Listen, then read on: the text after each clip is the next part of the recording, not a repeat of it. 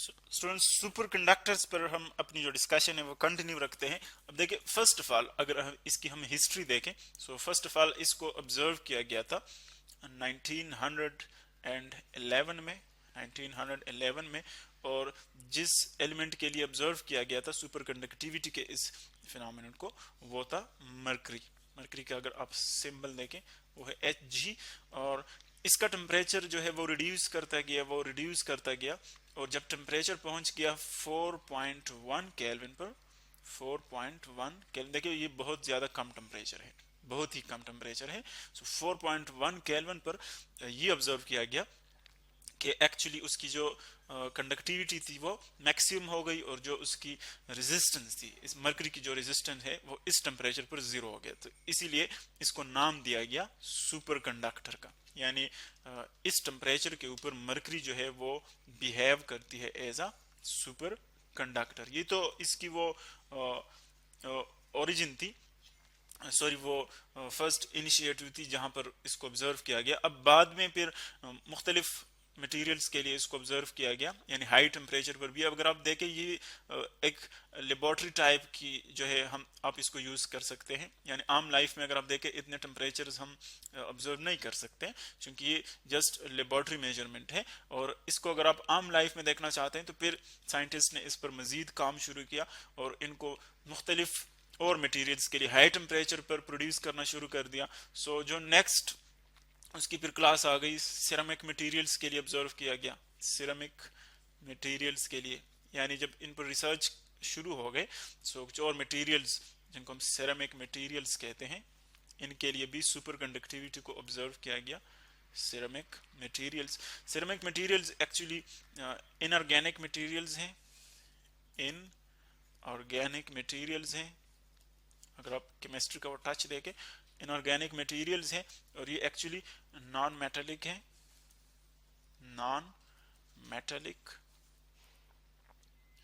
और इनऑर्गेनिक और non metallic, और ये एक्चुअली मटेरियल्स जो बनाए जाते हैं एक्चुअली मेटल और नॉन मेटल से बनाए जाते हैं, उनके कंपाउंड से, सॉरी, इन मेटल्स और नॉन मेटल्स के जो कंपाउंड्स हैं उनसे बनाए जाते हैं। सो इनको हम कहते हैं सिरेमिक मटेरियल्स। और कुछ इनमें क्रिस्टलाइन फॉर्म में होते हैं, यानी इनकी जो अरेंजमेंट होती है, जो पार्टिकल की अरेंजमेंट है इनके दरमियान, वो कुछ क्रिस्टलाइन होते हैं और कुछ जो है वो पार्टली क्रिस्टलाइन होते हैं। पार्टली क्रिस्टलाइन मीन कि उनकी जो अरेंजमेंट है वो फुल रेगुलर नहीं होती, अप टू सम एक्सटेंट जो है थोड़ी सी उसमें इरेगुलरिटी होती, थोड़ी सी उसमें रेगुलरिटी होती, तो उनको हम कहते हैं पार्टली क्रिस्टलाइन। ये सिरेमिक मटेरियल्स की वो प्रॉपर्टीज हैं।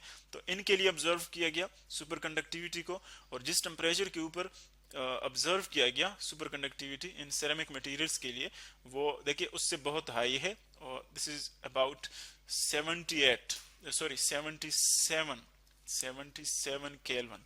देखिए आप इसको अगर हम कंपेयर कर ले मरकरी के उस क्रिटिकल टेम्परेचर के साथ, तो वो है 4.1 केल्विन, उससे बहुत ज़्यादा हाई है। यानी इस टेम्परेचर के ऊपर सिरेमिक मटेरियल्स जो थे वो एक्ट कर रहे थे एज अ सुपर कंडक्टर्स। इसी तरह लेड के लिए भी इसको ऑब्जर्व किया गया था। ये जस्ट हम उसकी वो हिस्ट्री दे रहे हैं, कुछ वैल्यूज हैं। लेड के लिए भी इसको मेटल है, उसके लिए ऑब्जर्व किया गया 7.2 केल्विन पर।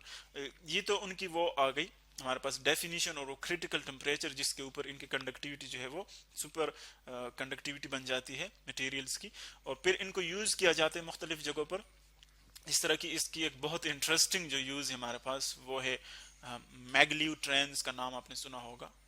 मैगलीव trains, maglev trains, maglev trains जो है एक्चुअली ये अगर आप इसका नाम देखें, मैग मीन मैग्नेटिक, मैग्नेटिक, और लिव ये आ रहा है लेविटेशन से। It means magnetic, magnetic levitated trains, magnetic levitated trains. यानी ये ऐसे ट्रेन्स हैं जो कि उनका जो ट्रैक होता है ट्रेन्स का, ये उनसे फिजिकली इन कांटेक्ट नहीं होते, बल्कि वो एयर में जो है फ्लोट करते हैं। यानी हम सुपर कंडक्टर्स वहां पर यूज करते हैं, और जो ट्रेन्स होते हैं वो अपनी जो उनकी पटरी होती है, जो ट्रैक होता है, उससे ऊपर जो है मूव करते हैं। तो यहाँ पर जो फ्रैक्शंस होते हैं फ्रैक्शनल फोर्सेस ट्रैक के ऊपर या बाकी फ्रैक्शनल फोर्सेस उनको रिड्यूस किया जाता है, और इनकी जो स्पीड है वो इस वजह से बहुत ज़्यादा हाई होती है। अप्रॉक्सीमेटली अगर आप जो जापान की जो मैग्नेटिक लेविटेटेड ट्रेन है वो देखें तो इनकी speed approximately 581 kilometre per hour, इतनी हाई स्पीड होती है, जो कि बिल्कुल एरोप्लेन जैसी स्पीड है इनकी। सो देखिए ये एक्चुअली एक बहुत इंटरेस्टिंग यूज है सुपर कंडक्टर्स की। इसी तरह नेक्स्ट इसकी एक है एमआरआई। एमआरआई, इन चीज़ों पर हम नेक्स्ट अपने लेक्चर्स में मजीद बात करेंगे, लेकिन जस्ट इनका इंट्रोडक्शन है। एमआरआई एक्चुअली यूज होता है बाय डॉक्टर्स, जिस तरह के हम एक्सरेज यूज करते हैं अपनी बॉडी के इंटरनल ऑर्गन्स देखने के लिए, इसी तरह एमआरआई को यूज किया जाता है। और ये एब्रीविएशन है magnetic resonance magnetic resonance imaging का। एमआरआई, मैग्नेटिक रेजोनेंस इमेजिंग, यहाँ पर भी यूज किया जाता है, स्मॉल सुपर कंडक्टर्स को यूज किया जाता है। सो ये इनके कुछ यूजेस हैं, इंटरेस्टिंग यूजेस जो कि हम यूज करते हैं।